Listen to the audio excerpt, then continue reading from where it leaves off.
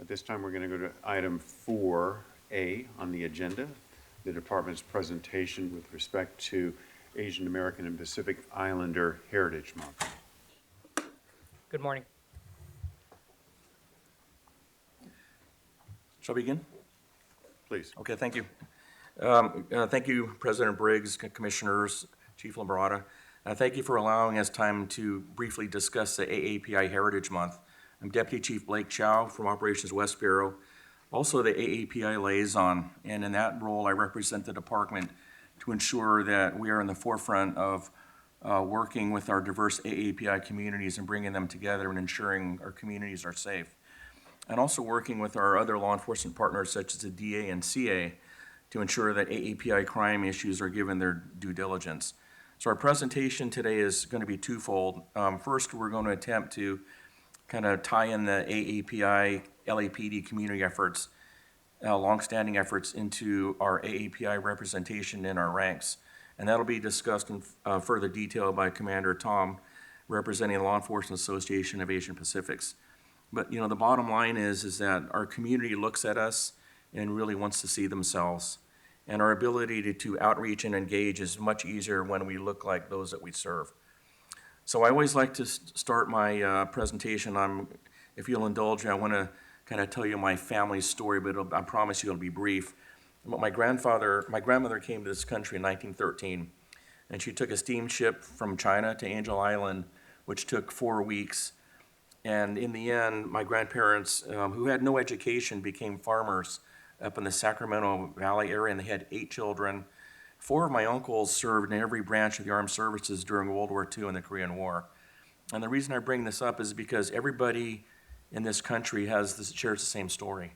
We are all descendants of immigrants who overcame overwhelming odds to be successful. And as we celebrate AAPI Heritage Month, we celebrate and we need to recognize the millions of stories such as this, because members of the AAPI community have been making amazing contributions to the city, the state, and the nation for really hundreds and hundreds of years, and are responsible for the cultural and economic vibrancy of our country. Yet, over the last several years, there is a little bit of a darker side to this that we must acknowledge, I think, if we're going to move forward as a society. And right now, unfortunately, we live in a society that has become very divided, where people and groups target each other simply because of who they are. And just in the last 3 months here in Los Angeles, we've had examples of 2 communities who were targeted simply because of who they are. One was in the Jewish community and the shooting of the 2 individuals on Pico. Thank God the suspect was caught through the due diligence of West LA and Major Crimes Division. And then more recently, we had a vandalism at the Islamic Center in Olympic, and fortunately there, the suspect was also caught. But, in the last several years, 2 things have really happened, I think, that have exacerbated this problem. Number one, we are in a very divisive political environment right now, and then social media. We have an environment where people who have a propensity for hate congregate and exchange misinformation and then act out. And really nobody knows this better than our AAPI community. With the advent of COVID, AAPI members began to become the victims of misguided individuals who blame them for COVID hitting our shores. And what happened is we saw an increase in hate crimes in 2021 and an increase in hate incidents in 2021 right after COVID hit. But yet we know everything isn't being reported. When you look at our statistics, with 40 hate crimes against AAPI community members being reported in 2021, how is it even possible that we could have that few in a city of 4 million people? So we stand next to our AAPI partners because we know that we are stronger together. We stand together to fight hate, and we know that until society has a united voice and expresses our intolerance for hate, nothing is ever going to change. To achieve closer ties with the AAPI community and get to that point, the LAPD has, number one, built relationships with which to unify our voice with our AAPI partners. We've engaged in outreach, which brings our AAPI groups who have typically not been at the table to the table and be partners with us. And we've also done more outreach with into our AAPI community for inclusion of other AAPI members.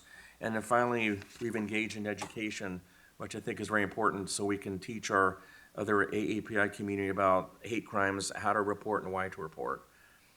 Just in the last 3 years, I'll go over this very quickly, but since COVID, we've engaged in AAPI symposiums and forums, not only the chiefs, but the ones we do in West Bureau. We've done two. We did one in May in 22 and one in October 22 for West Bureau. We've got the Korean American experience, in which we bring new officers that are assigned to West Bureau to be educated by community members so that they have more tools with which to deal with the members of the Korean community when they go out on radio calls. We do that 5 times a year. We usually have about 20 students in that. We've done 16 AAPI seminars, panels, and conferences on Zoom since 2019, where we've had community members from all over just not only meet subject matter experts, but we talk about hate crimes and what to look for, what to do, why to report, and why it needs to be reported. We were intimately involved in the LA for All campaign, which was spearheaded by Capri Maddox and the LA Civil and Human Rights Equity Department that you've probably seen the posters and things like that. We were intimately involved in that. And we've engaged in some community cleanup. So all these things we've done is really to try to bring our AAPI community partners closer to us as a police department and kind of give a face to the LAPD. But before I turn over the presentation to Commander Tom, I wanted to kind of go back and recall a LEAP meeting that I went to in 1992 when I was a young police officer.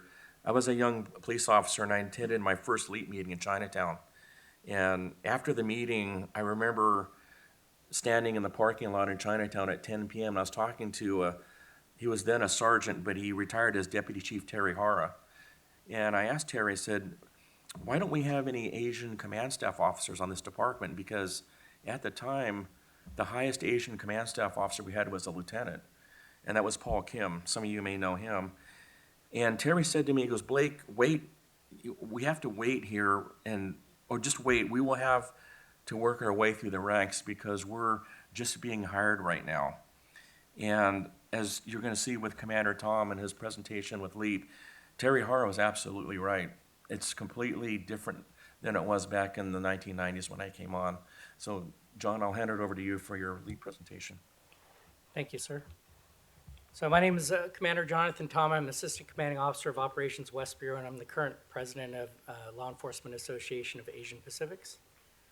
With me here, we'll start with Joyce Kano, who's in the back over there. She's so shy, as you know, but she didn't want to sit up here, but we have to recognize her as our first female Asian American Pacific Islander officer in the history of LAPD. Came on in 1967.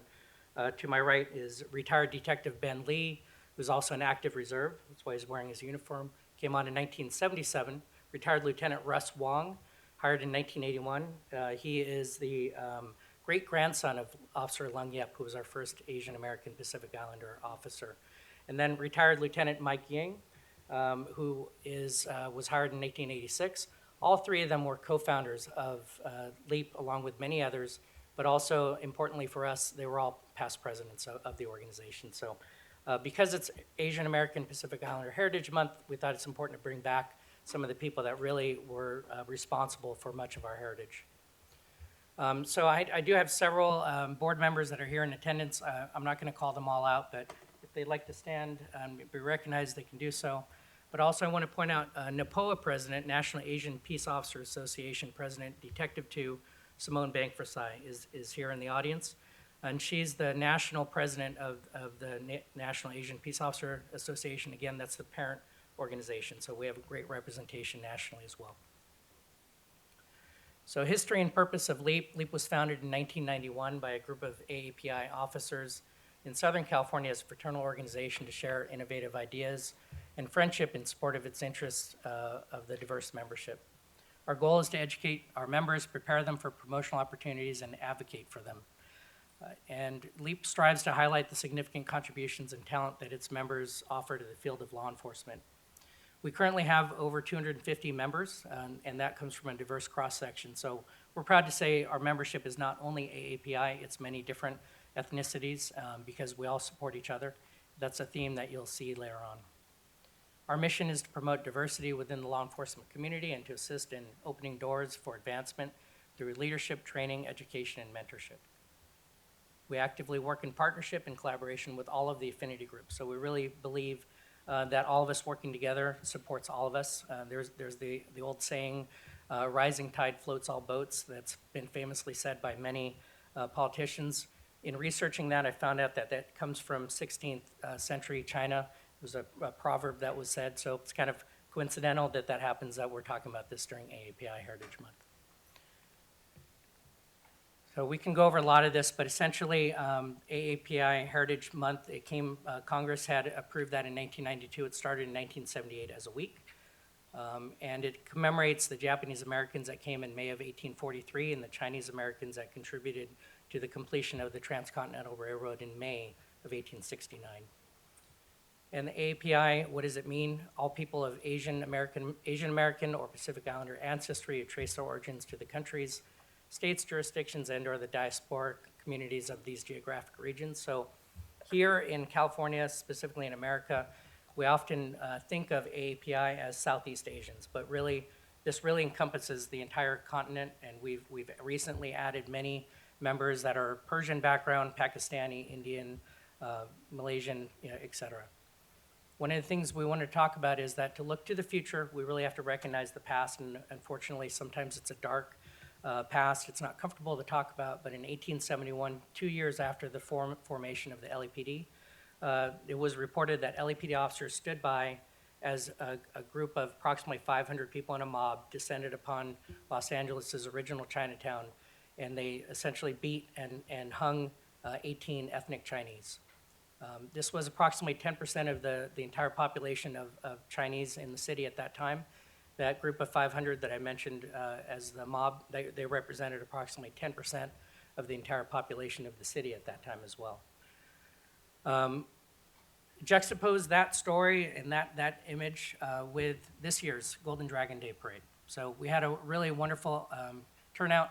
We had over 50 AAPI officers and others, including Chief Moore, all the way from Chief Moore down to probationary officers show up, show our support, marched in the parade, interacted with the community, and it's really a stark contrast to where we were in 1869. So 152 years later, we've come a long way. So from our first Asian officer being appointed in 1913, we originally were thinking that he was the first in the continental United States, but it's been pointed out that he actually was the first in the United States because Hawaii was not a state until 1959, I believe, and he was appointed in 1913. So LAPD was groundbreaking back then, and Lieutenant Russ Wong is going to speak about that when we get to that slide. So, not yet. So, sorry, I kind of preempted you. I'm trying to race through this, and really I'm not going to give enough credit to the history and the contributions and what we're doing today, but in the interest of time and out of respect for you, I'm doing this. So this slide really represents the kind of the diversity within the LAPD at this point. We have officers in every assignment, patrol, investigations, in every specialized division, and the really groundbreaking today, it's all because of the heritage and the work that was done by our forebears. So as Chief Chow had mentioned, we have quite a bit of representation in our staff officer and command officer ranks. We have 4 chiefs, Assistant Chief Troy, Deputy Chiefs Chow, Hamilton, and Graham, 2 commanders, myself and Commander Steve Embridge. And this is a great photo. We have 14 commanding officers that are AAPI Heritage. 3 of those are civilian command staff. And one thing I'd like to point out and thank Chief Moore and the Board of Police Commissioners for recognizing the work of all of these people, but specifically in the last year, we've had 7 promotions into the command officer rank of AAPI personnel, and those are on the bottom there. As you look at the photo, you can see kind of the breadth of the AAPI community, right? So it's not just the Southeast Asians that we talked about. You have people that are representing the Hawaiian Islands and Persia. You have Indian, Pakistani, Micronesia, I believe, Korean, Japanese, and Chinese there as well. Currently, AAPI in the department, we're approximately 966 officers total, all ranks, which is 10.62% of the department, slightly under the 2020 census, which shows in the city we have 11.9% AAPI within the city. So we do have a little bit of work to go. When you look at the other ethnic minority groups, they are slightly over the percentage as relates to the city. And so while we've made a lot of strides, we still believe that there's work to be done. And we are, willing to work. LEAP is here for the department. We're part of the department. We want to assist in any kind of recruitment or retention needs that the department has. So a significant AAPI first, of course, we've already mentioned 1913 Lung Yep. 1947, there was a huge gap between 1913 and 1947, so we call Stanley Ono the first AAPI officer of the modern era, because he was the next officer that was brought on. He also becomes our first AAPI sergeant. And then in 1967, our beloved Joyce Cano in the back, who's always embarrassed when I point this out, but she deserves it. She was our first AAPI female officer, and then also the first female AAPI detective. And then, unfortunately, in 1968, we had our first AAPI line of duty death with Gary Murakami. So again, think about that other slide that I showed, the current kind of the breadth of the participation in the department. This kind of shows some of our history in the department. I'm not going to go into all of it, but you can see that we have detectives that were involved in the O.J. Simpson arrest. You have officers that were nationally known experts in martial arts and law enforcement tactics and techniques. You have the first mounted officers. On the right, you can see Chief Chow was walking a footbeat in Chinatown. I believe he was the first Chinese-American senior lead officer there. Later on, becomes the first Chinese-American CAP area commanding officer of Central Division. So at this time, Russ is going to talk about the legacy of his great-grandfather, Lung Yep. Good morning, everyone. Excuse me. Lung Yep was born in Canton, China in 1873. In 1905, he came to the United States with his son, Hing Lung. Immigrants entering the West Coast were processed at the Angel Island U.S. Immigration Station. And if Noel Island in New York, well, that's the equivalent here in the United States, on the West Coast. After clearing immigration, he lived in San Francisco, where he became a shareholder in the Sing Fat store. The Sing Fat store later expanded to Los Angeles with Lung Yep at the helm. He built a home at 600 North Gower in 1911. It's still there, still looks the same. Sing Fat Los Angeles store was located at 548 South Broadway. It extended a whole block through the whole block to Spring Street. And I went down there and it looks the same, except the business is different. His business was so successful that he served many non-Asian customers. He took part in and hosted many Chinese New Year and United States holiday parties at the store. City officials and prominent business people attended the parties and saw local Chinese as part of the community, not strangers. Considering the horrific killings of Chinese in 1871, this was the time and opportunity for the city and police department to integrate a member of the Chinese community into the LAPD and reach out to bridge the cultural gap. On November 17, 1913, Lung Yep was sworn in by LAPD Chief Charles Sebastian. Lung Yep died in 1953. Where there was one, now there are many Asian Pacific Islander officers serving Los Angeles and its diverse communities, representing all levels of the department. Commissioners, thank you for your time and legacy of service, inclusion, and oversight of the department. Thank you, Russ. And next, we'd like to bring up Ben Lee, who was a member of the Asian Task Force. Good morning, President Briggs and members of the Police Commission, and also guests. It's a pleasure to speak before you. And I'm just going to speak about the Asian Task Force Bureau of Special Investigation. Chief Ed Davis, after many passionate discussions with the Asian Pacific Islander community leaders and senior LAPD officers, created the Asian Task Force to further his community team policing initiative back in 1975. It was activated in 1975, which had citywide responsibility.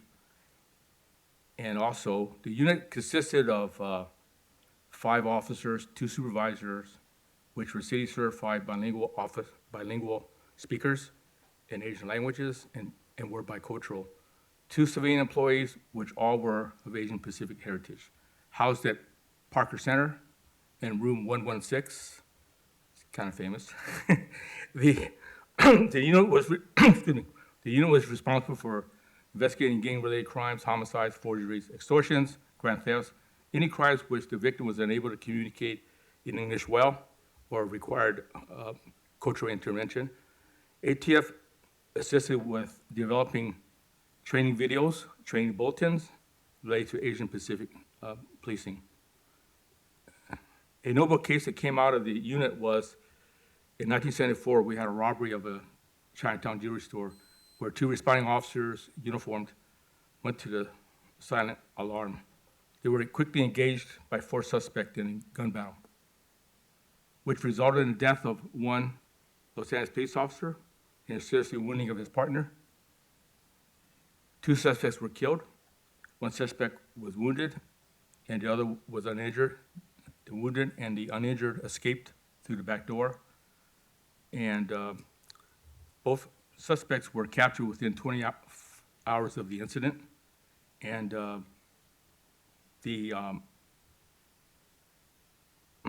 after a tremendous review of the tactics and type of firearms that LAPD officers were carrying at that time, Chief Daryl Gates recommended the antiquated revolver be replaced with the semi-automatic pistol to the Police Commission, and at which time it was approved in 1988.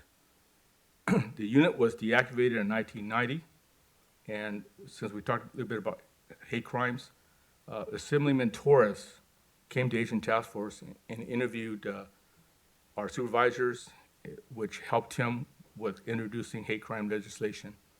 So Asian Task Force was not just limited to Asians. We were also looked upon as leaders and experts in the field. Thank you very much.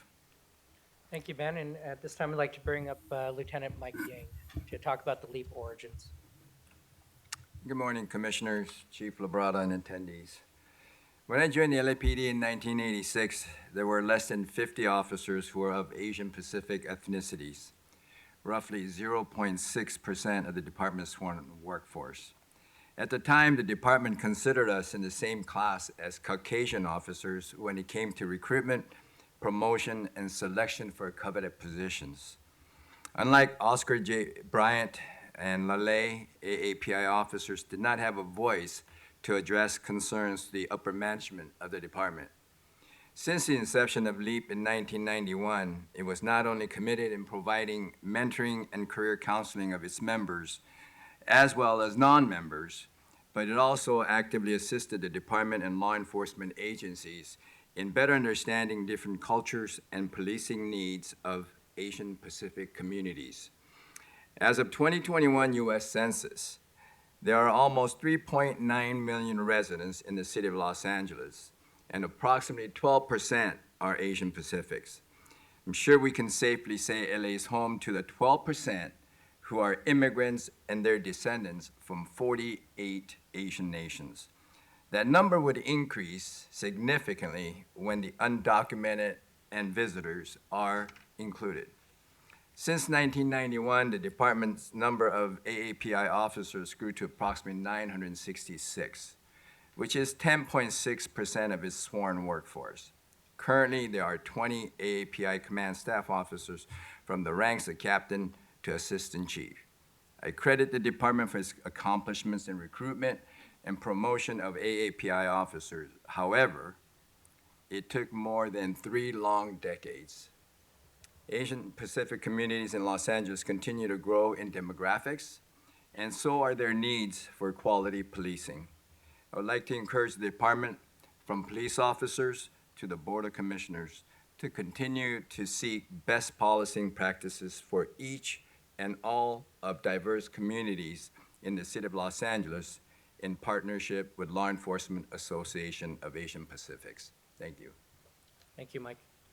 And at this time, I'd also like to recognize in memoriam of Detective George Min. So he was affectionately known as Papa George. He was a LEAP co-founder. He recently passed away in March of this year. He came on to LAPD in 1968. And his daughters, Laura and Michelle, are in attendance right there, so I'd like to give them to acknowledge their father, and his really was known as a mentor to many, and that's why they called him Papa George.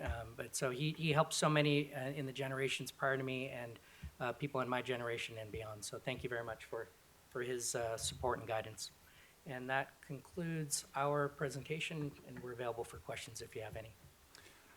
Thank you, Commander Tom and Chief Chow. This has been a tremendous education for me, for the public, to see the struggles of one community and the barriers that they broke through to obtain positions of leadership within the department.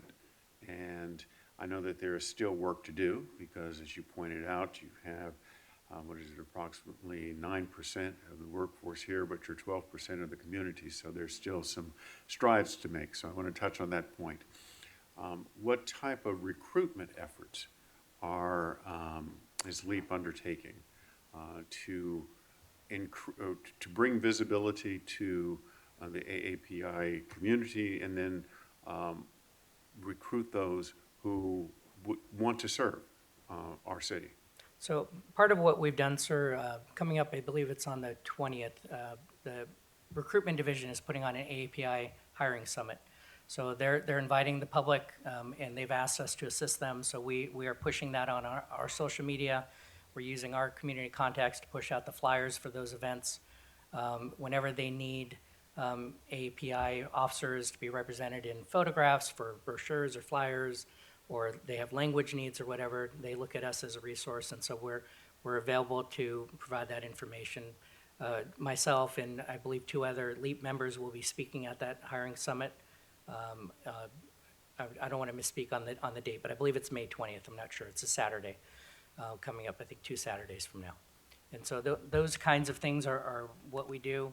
As an example, I was speaking to one of the people that we had an Asian applicant who went through the process, got accepted, actually went to the orientation, and then went home, spoke to his family about it afterwards, and then has since withdrawn his application. So he's not going to be entering the academy. That's a situation where I had offered the department, if they like, I would be happy if the officers or the candidate is open to it. I would contact them directly. I would be happy to go speak to their family. I would go to their house if they would want me to do that. Because quite honestly, the field of law enforcement is not a field that is traditionally looked upon as something that AAPI parents are wanting their children to do. It's just not culturally something that we do. And so sometimes you have to overcome these barriers, right? So the traditional fields for AAPI, at least, the ideals, architect, doctor, lawyer, engineer, those kinds of fields are the things that are really pushed for. And so anything other than that, sometimes they can look at this and this field and think this is not what I want my son or daughter to do. But I think it's our job as people that are in the field right now to try to help educate those families and those officers that are thinking, or not officers, but candidates that are thinking about coming on the job, about the value of this job and why they're needed. And so that's something that we're willing to do with the department, and I've offered that. Thank you, Commander. Commissioner Silveroff, any questions? First of all, I was going to ask you about recruitment, but you just gave a complete response. I do want to ask you all, as you go into your community and attend community events and meetings, the issues of Los Angeles, the issues of America, how are they discussed in relation to the issues in your community?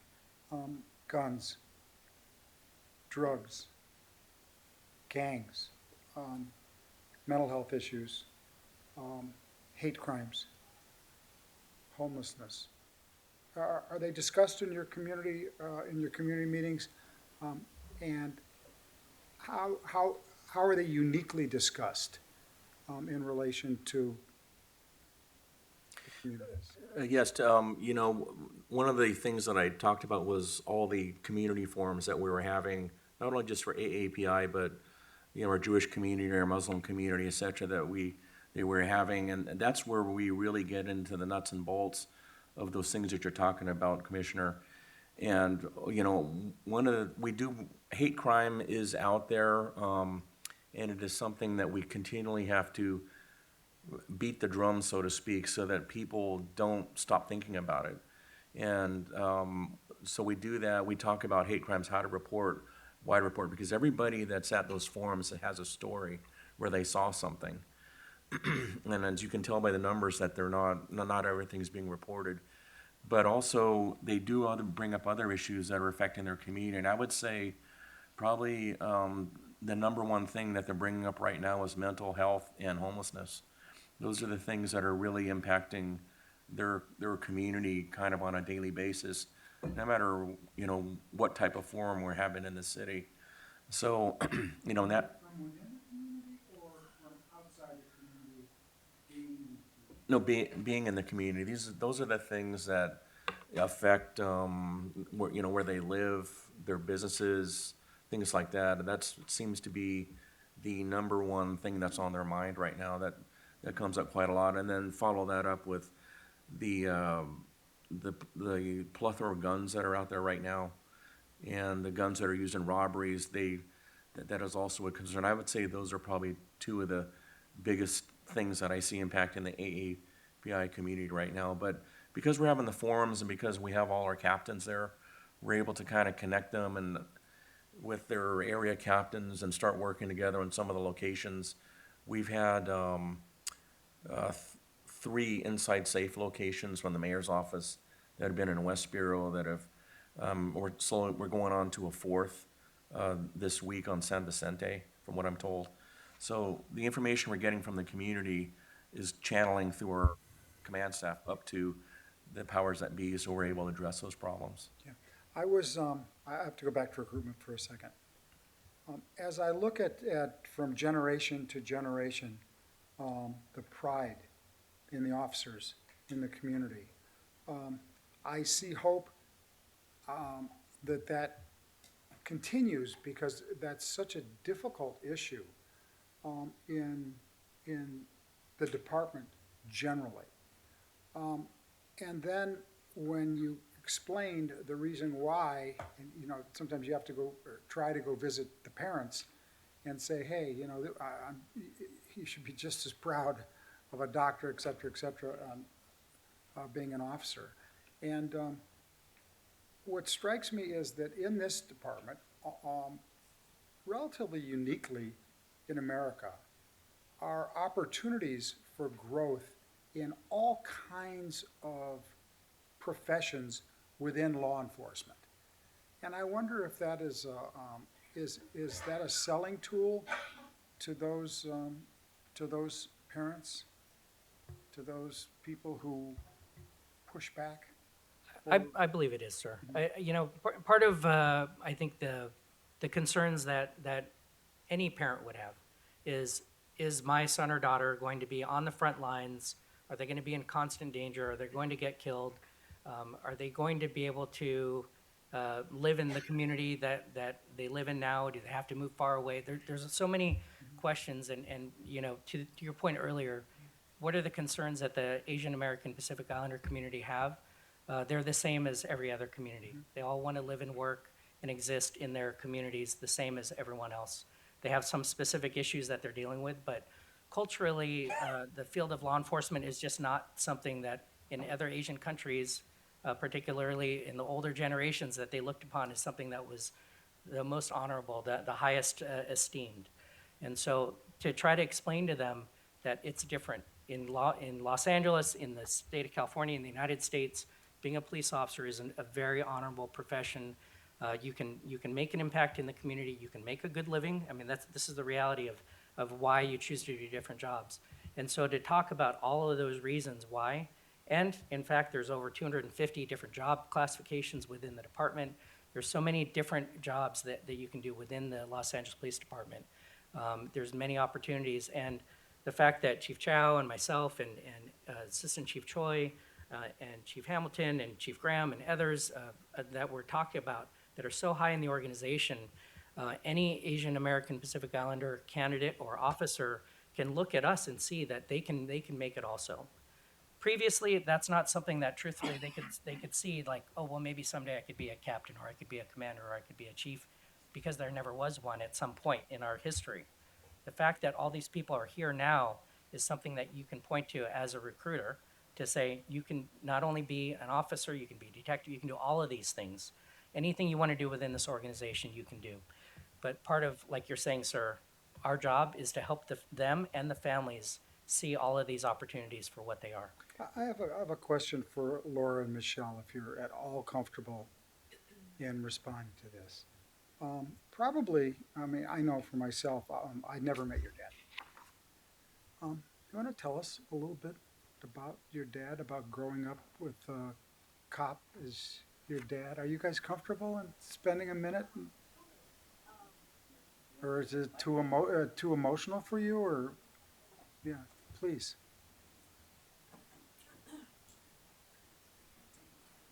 Are you Michelle or Laura? I'm Laura. That's Come on, Michelle. Michelle. I'm the older daughter, so I guess that's I got it. the thing. Tell us about your dad. I had more years with him. You know, my dad joined the LAPD in 1968. I was 5 years old.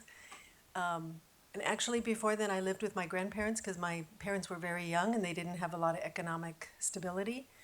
And so I was raised by my grandparents. My grandfather was the first consul general to the United States from the Republic of Korea. So they were here since 1948. My dad came when he was 7. And he was very much an American, always an American. And my grandfather was probably the most patriotic person for the United States that I've ever known. But in 1968, my dad joined the police department, and he was so proud to be an officer of the LAPD. Were you proud of him? Oh my gosh.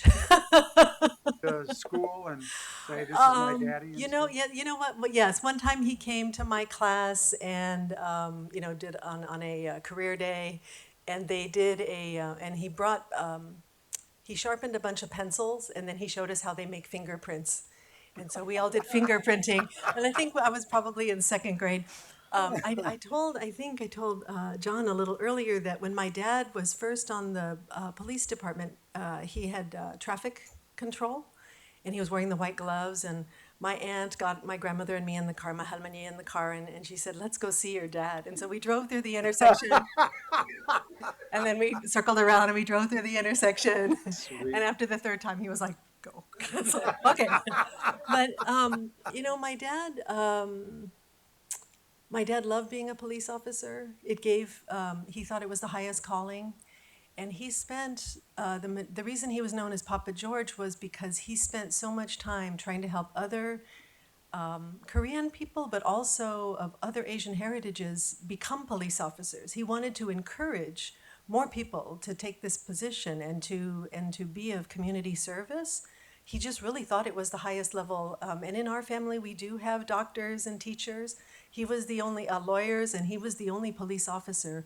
And so in some ways, he was maybe in a less prestigious position in our family, but relative to his brothers and sisters, but also probably had the most impact because he did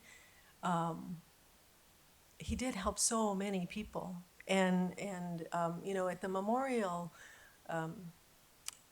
last weekend, there were probably 80 people there. The majority were from the LAPD family. And we had the honor guard, and the sergeant who led the honor guard said, normally someone who's retired this long, maybe there's a half dozen people who show up. And he said, this speaks to the impact your father had on the community. And on the LAPD, he loved the LAPD till the very end. And even though he retired in 1997, he still called it we.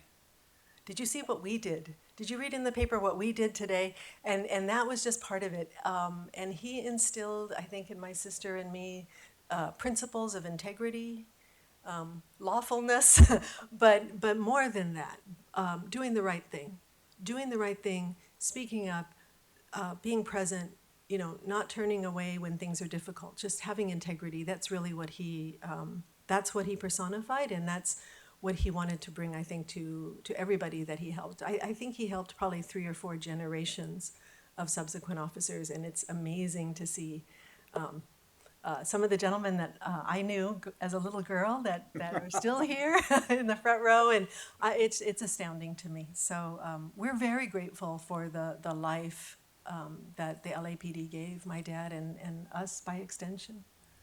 So, Thank you. Thank you.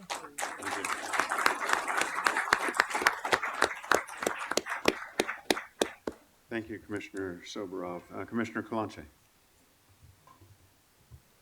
Thank you for that, Laura, Michelle. That was great.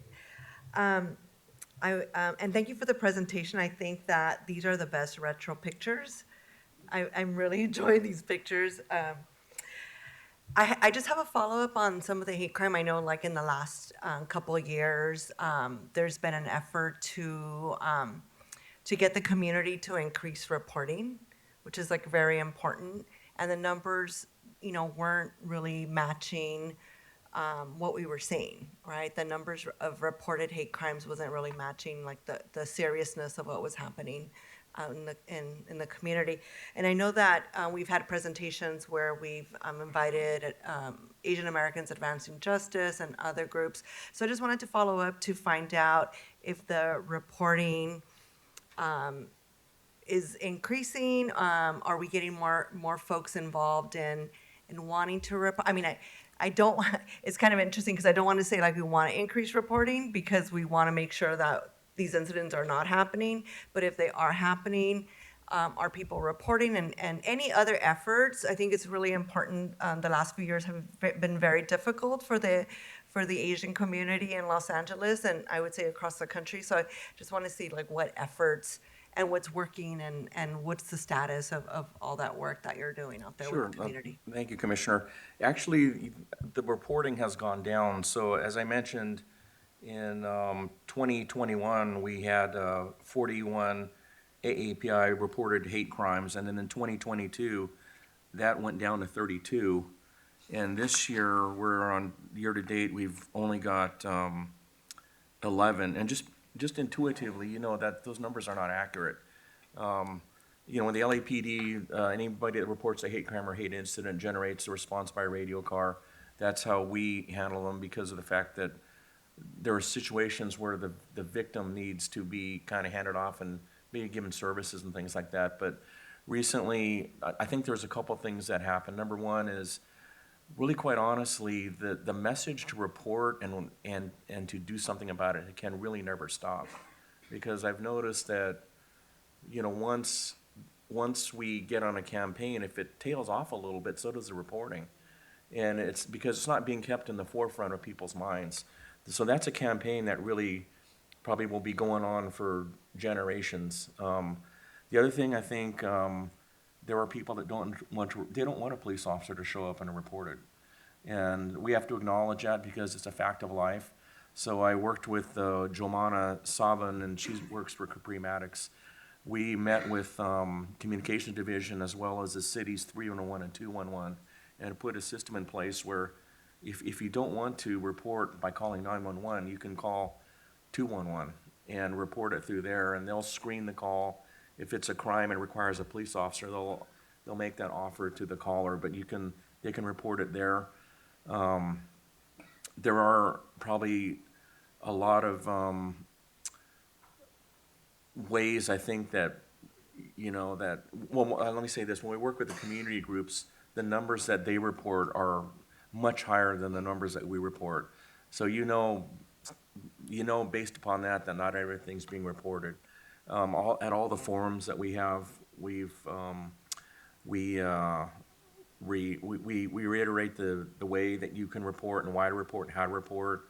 Commander Flores, when we were doing the LA for All campaign, had some hate crime cards that were made that were in, how many different languages, Ruby?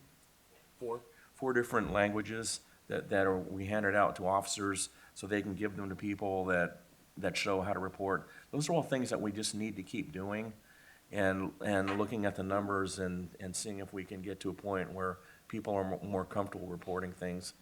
And I think that overall, I think that, you know, we live in a society where people don't want to get involved in things. They see things and they look the other way, you know, and we need to, part of our message really is to get, people need to become involved in things that they see, because until that happens, we're still gonna have hate crimes and hate incidents, you know, on all groups that are going to be unreported, and when that happens, people that are committing these incidents become emboldened and just commit more of them. Thank you. I just wanted to clarify, you said 211 or did you mean 311? Well, both, actually, they can report it to both. 211 also takes incident reports for like hate crimes or Yes, any other? yeah, they can I report it didn't to know both. that, okay. And 311 also has a Right. mechanism where, okay. Okay, so thank you for that. I think that we can, maybe, yeah, I'm thinking of working with the Capri's office and figuring out how to better track hate crime incidents, or how to facilitate the reporting. Maybe it's not through the department, but through other mechanisms where we can respond, where it's easier for folks to report and feel more comfortable reporting. So I appreciate that. It's something for us to think about a little bit more. So, thank you, Chief Chow. Thank you, Commissioner Clanche. Commissioner Suthers. Thank you. First, I'd like to thank the chiefs and the commander for your incredible presentation today, and pivot back to what President Briggs said earlier about the education. It's extremely valuable. Commander Tom, Commissioner Shields, and I look forward to meeting with you next week. And I don't think that the importance of history can ever be overstated. With that, I want to say that, again, I was educated today with regards to things that may have happened to the AAPI community in the Los Angeles Police Department. But I think it's vitally important, and I want to thank Ms. Cano for her service, for being the first. And having said that, at a time in our history where we have groups in this country that are trying to erase the history they don't like, I think it's vitally important that AAPI history, the history of the officers in LA, in OJB, I think it's vitally important, especially with a very robust museum that this department has, that it be part of the curriculum for our cadets in the academy, so they understand the history of this department and officers like Ms. Cano, because we stand on the shoulders of giants, and they need to know who came before them. I think it's vitally important. If that's not happening, it should be happening as part of the curriculum for the academy. The question that I have goes back to Commissioner Clanche. I serve on the subcommittee. I'm the chair of the subcommittee for the Governor's Commission on the State of Hate. And I serve on a subcommittee on recommendations for law enforcement. I don't have to tell you the challenges we have with regards to reporting and the challenges that we have with regards to specifically AAPI hate in this country. In fact, it led the country 2 years ago. So I would welcome all of you in the efforts that you're engaged here at LAPD. If you have any recommendations for the department, you have any recommendations for the state, please get engaged. Let me know. We would love to work with you. But I want to applaud you for what you're doing. You've got our support. But again, I can't overstate how important it is that people understand, all officers understand, the history of this department and the history of the people that came before, like Ms. Cano, and the things they had to go through for you all to be where you are today. Thank you. Thank you, Commissioner Suthers. Commissioner Shields. Thank you. I just had a couple of questions and also comments. First, thank you so much for this wonderful presentation, and thanks for bringing everyone to this commission hearing as well. I have to echo Commissioner Suthers' comments about there's just so much history in this room. And I really hope that in addition to having these types of conversations and presentations, that this is all being documented and well preserved, with videos. And I'd love to see a documentary done on the first female detective and first female officer. So hopefully those are all being preserved, not only for our own history, but also as part of recruiting efforts, that somewhere they can find these videos and can be proud of how LAPD led the way for this community. And also on that note, Commander Tom, you've talked about how so much outreach actually needs to happen to the families, and whether there's been any recruiting videos kind of geared towards that. So identifying that there are unique concerns that are provided in your community for recruiting on that front. Maybe that's something that could be put together for purposes of, really having almost a package you could provide recruits all together that they can share with their family. So it's not just a one-on-one conversation, although I think that would be greatly appreciated as well. Appreciate your comments, Commissioner, and that's something absolutely LEAP would be happy to participate in. We obviously have many members of different nationalities, ethnicities, and language capabilities, and I think it's something that we could definitely assist with. Wonderful.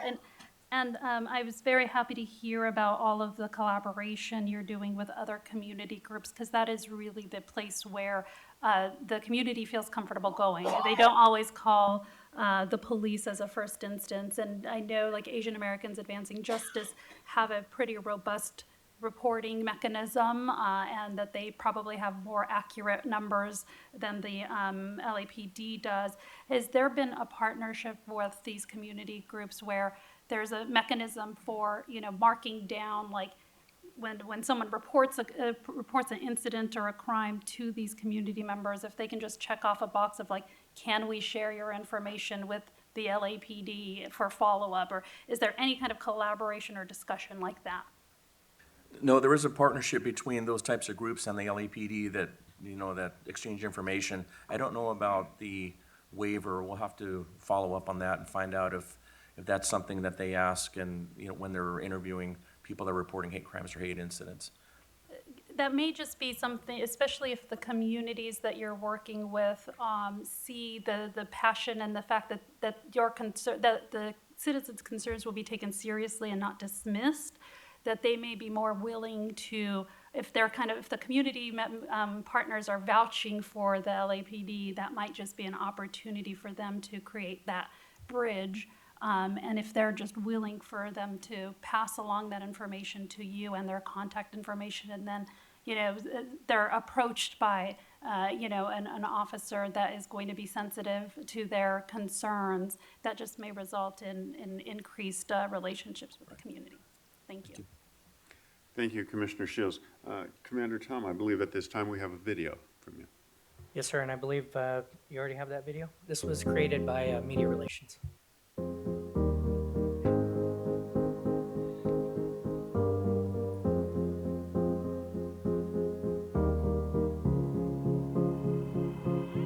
May is Asian American and Pacific Islander Heritage Month.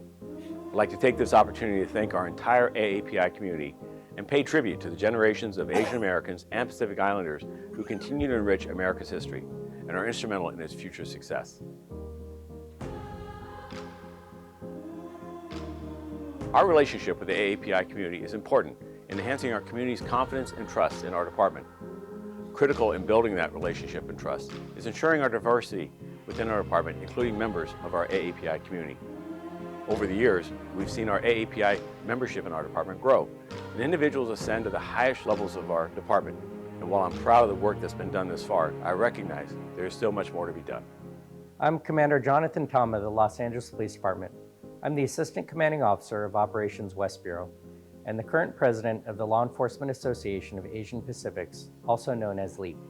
In 1978, members of Congress passed a joint resolution marking the first 10 days of May as Asian Pacific American Heritage Week. Over the years, the celebration was expanded to encompass the entire month of May. The month of May was chosen to commemorate the first Asian immigrants from Japan, who arrived in May of 1843, as well as the first immigrants from China, who arrived in May of 1869. While these arrivals were considered to be the first Asians in the country, it should be noted that Asians have been in the United States since at least October of 1587, when Filipinos came to California aboard Spanish trading ships. The Los Angeles Police Department made history in 1913 when it appointed Lung Yep as a special police officer.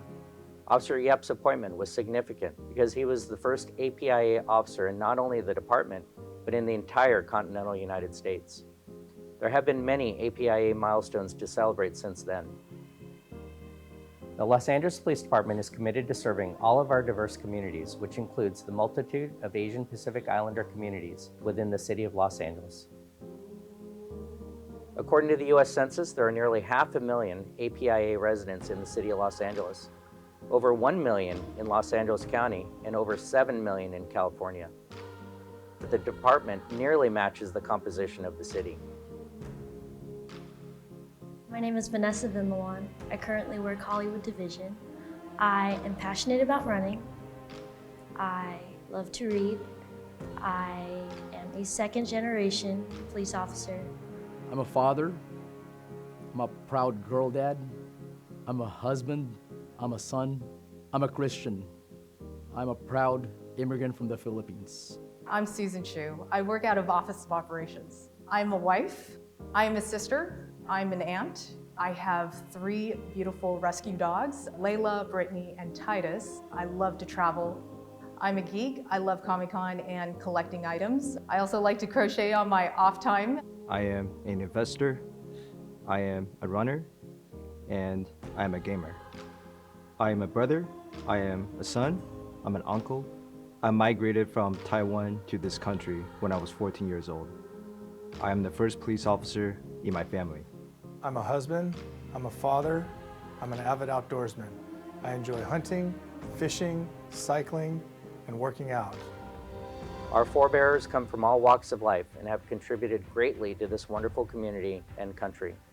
During this month, we come together as one to celebrate our accomplishments and contributions. I am LAPD. I am LAPD. I am LAPD. I am LAPD. I am LAPD. I am LAPD.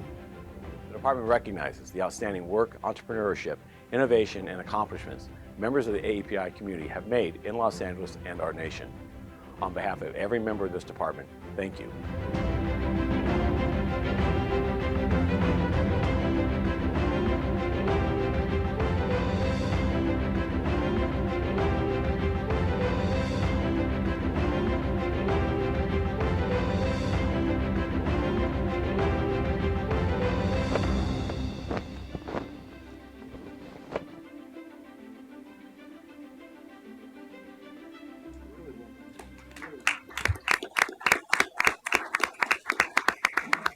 I want to thank all of you for a wonderful presentation, but more than that, I want to thank you for your contributions to the Los Angeles Police Department and your sacrifices.